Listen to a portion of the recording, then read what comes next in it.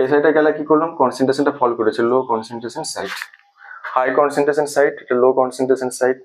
So high কনসেন্ট্রেশনের number of ion দেখো এখানে কি রয়েছে, লেস রয়েছে।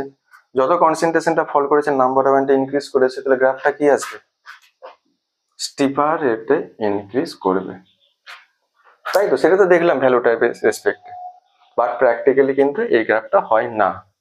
গ্রাফটা কি হয় না, গ্রাফটা এইটা হয়, ইনক্রিজ করবে স্লো রেট, তাহলে এটা ক্রস, এটা correct. For weak electrolyte on dilution conductivity increases with slow rate. Okay, ওর কেন দেখো, একটা ইন্টারেস্টিং জিনিস এখানে লিখেছিলাম আমি, 20 লিটারের নাম্বার অফ আয়ন রয়েছে এখানে 2, 20 লিটারে 2 রয়েছে, পার ভলিউম আর পার লিটারের নাম্বার অফ আয়ন কত রয়েছে, 20 লিটারের নাম্বার অফ আয়ন 2, 1 লিটারে কি আসবে 2/20, দ্যাট ইজ দ্য